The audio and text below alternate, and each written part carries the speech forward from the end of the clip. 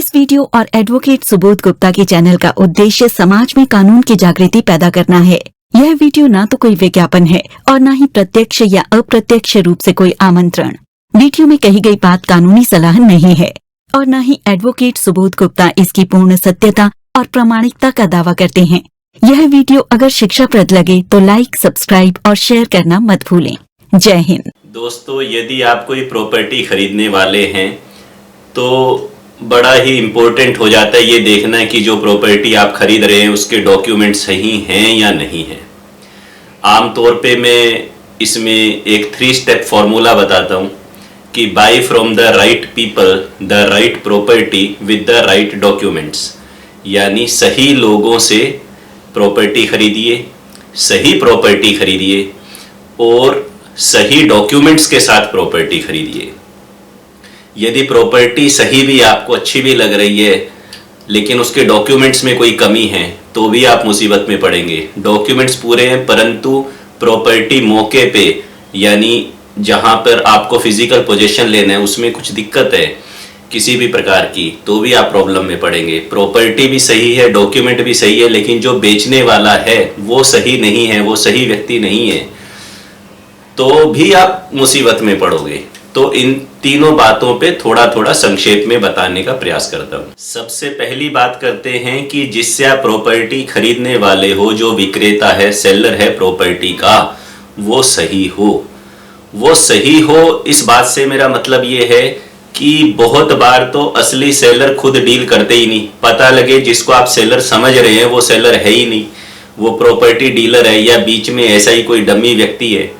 तो आप जिसको सेलर समझ रहे हो क्या वास्तव में वो उस प्रॉपर्टी का रियल ओनर है भी या नहीं है, ये आपको जांचना बहुत जरूरी है ताकि आप ठीक व्यक्ति से ट्रांजैक्शन करें। तो आपको प्रॉपर्टी डॉक्यूमेंट में देखना है कि वो प्रॉपर्टी आज की तारीख में ओनरशिप और पोजेशन उस प्रॉपर्टी का किसके पास है, कौन उसका कानूनन रूप से मालिक है जो उस प्रॉपर्टी को बेच सकता है। एक मालिक है या कई मालिक हैं, ऐसा तो नहीं है कि एक ही सेलर कई लोगों के बिहाफ पे डील कर रहा हो, या जिससे आप डील कर रहे हो उसके पास कोई जनरल पावर ऑफ अटॉर्नी हो या वो प्रॉपर्टी डीलर हो और वो कह रहा है कि कोई बात नहीं भाई साहब, मैंने कहा और सेलर ने कहा एक ही बात है, आप मेरे साथ एग्रीमेंट कर लीजिए। तो अगर आप सही सेलर के साथ जो रियल में ओनर है उसके साथ ट्रांजैक्शन ना करते हुए किसी अन्य व्यक्ति की बातों में आके किसी और के साथ ट्रांजैक्शन करेंगे तो आप एज ए बायर मुसीबत में पड़ सकते हो। दूसरी बात सेलर के संदर्भ में ये भी है, कई सेलर की जो रेपुटेशन है वो खराब ही होती है। वो बार बार किसी न किसी के साथ एग्रीमेंट करते रहते हैं और उस एग्रीमेंट को तोड़ते रहते हैं और फिर बयाना भी वापस नहीं करते, अर्नेस्ट मनी भी रिटर्न नहीं करते, सेल डीड भी एग्जीक्यूट नहीं करते। तो आपको ये देखना है कि जिस व्यक्ति से आप प्रॉपर्टी खरीद रहे हो मार्केट में थ्रू फॉर्मल और इनफॉर्मल सोर्सेज ये पता करने की कोशिश कीजिए कि भाई वो भले आदमी हैं या नहीं है। अगर उनका इतिहास रहा है मुकदमेबाजी का, लड़ाई झगड़े का, इस प्रकार का, वो बिल्डर भी हो सकते हैं। कई बिल्डर्स की रेपुटेशन बहुत अच्छी होती है लेकिन कई बिल्डर्स का जो चरित्र है वो लड़ाई झगड़े का और कोर्ट कचहरी का ही होता है। तो प्रॉपर्टी भले ही सही है लेकिन उसे बेचने वाले की नीयत में खोट है, वो सही नहीं है या वो व्यक्ति ही नहीं है जिससे आप खरीद रहे हो, तो आप मुसीबत में पड़ोगे। ये मेरा पहला सुझाव है आपको। दोस्तों, सेकंड पॉइंट ये है कि जो प्रॉपर्टी आप खरीदने जा रहे हो आपको ये भली भांति देख लेना चाहिए कि वो प्रॉपर्टी कानूनन रूप से एक वैलिड लॉफुल प्रॉपर्टी है जिसकी ट्रांजैक्शन आप करने जा रहे हैं। ऐसा तो नहीं है वो किसी एक्विजिशन में आ रही हो, किसी अनऑथोराइज्ड कॉलोनी में आ रही हो, गैर कानूनी निर्माण उसके ऊपर हो रखा हो, कोई कोर्ट कचहरी में मुकदमे उसके ऊपर चल रहे हों। तो जो प्रॉपर्टी आप लेने वाले हो वो property neat and clean property हो, उसमें किसी तरह का लफड़ा पंगा कानूनी रूप से या किसी भी रूप में ना हो, ताकि आपका पीस ऑफ माइंड बना रहे। आप लाखों करोड़ों रुपए दे रहे हैं तो आपको गलत प्रॉपर्टी में अगर आप इन्वेस्ट करेंगे तो भविष्य में आपको या आपके आने वाली जनरेशन्स को उसकी वजह से प्रॉब्लम हो सकती है। दोस्तों, तीसरा स्टेप मैंने जो आपको बताया था वो था कि राइट डॉक्यूमेंटेशन। प्रॉपर्टी खरीदते समय जो डॉक्यूमेंट आपको देखने हैं प्रॉपर्टी आपने देख ली, सही है, बेचने वाला भी सही है। अब कहानी आ जाती है प्रॉपर्टी के डॉक्यूमेंट्स पे, प्रीवियस डॉक्यूमेंट पे जो अभी मौजूद हैं और जो आप उसके साथ एग्जीक्यूट करने वाले हैं। ये एक बहुत ही इंपॉर्टेंट पार्ट हो जाता है। अगर आपने जरा सी भी कोताही यहाँ पे बरती, जरा सी भी आपसे भूल चूक हुई, जरा सा भी आपने कैजुअल वे में काम किया, तो भविष्य में जब लीगल बातें कोर्ट में जाती हैं, जो कि आज से 5 साल बाद जाएंगी कि 10 साल बाद जाएंगी, कि आपके इस दुनिया में ना होने के बाद आपके बच्चों के समय जाएंगी, उस समय कोर्ट सिर्फ कागज देखेगी और कोई कुछ नहीं देखेगा कि वर्बल किसने किससे क्या बात की थी। तो कागजों में सबसे पहले तो आपको ये देखना है कि जो प्रॉपर्टी का टाइटल है, स्वामित्व है, ओनरशिप है, वो उसी व्यक्ति के नाम पर है जिससे आप प्रॉपर्टी खरीद रहे हो। तो उसके नाम पे एक वैलिड टाइटल डॉक्यूमेंट होना चाहिए, उसके नाम पे सेल डीड होनी चाहिए, रजिस्ट्री होनी चाहिए, या अन्य कोई ऐसा दस्तावेज होना चाहिए जिससे जो कानूनी रूप से मान्य हो, कि जिससे ये प्रॉपर्टी इसकी मानी जाएगी। अब वो प्रॉपर्टी की आपको पूरी चेन देखनी है। पूरी चेन का मतलब है कि अगर इस आदमी के नाम पे ये एक सेल डीड है भी, तो इसने किससे खरीदी, पिछली सेल डीड कहाँ है, या किस बिल्डर से खरीदी, उस बिल्डर ने कोई अलॉटमेंट लेटर इशू किया था तो वो कहाँ है, कोई बिल्डर बायर एग्रीमेंट हुआ था तो वो कहाँ है, बीच में अगर कोई पुश्तैनी संपत्ति थी, बीच में बंटवारा हुआ था तो पार्टीशन डीड कहाँ है, किसी के मरने के बाद जो उत्तराधिकारियों के रूप में इसको ये प्रॉपर्टी मिली, तो क्या दूसरे जो उत्तराधिकारी हैं उन्होंने जो अपना हिस्सा छोड़ा, उसकी रिलिंक्विशमेंट डीड या रिलीज डीड भी कहते हैं, वो है या वो नहीं है, वारिस प्रमाण पत्र, लीगल हियर सर्टिफिकेट या सक्सेशन सर्टिफिकेट है या नहीं है, विल के माध्यम से हुआ तो वो विल प्रोबेट कराई गई थी या नहीं कराई गई थी।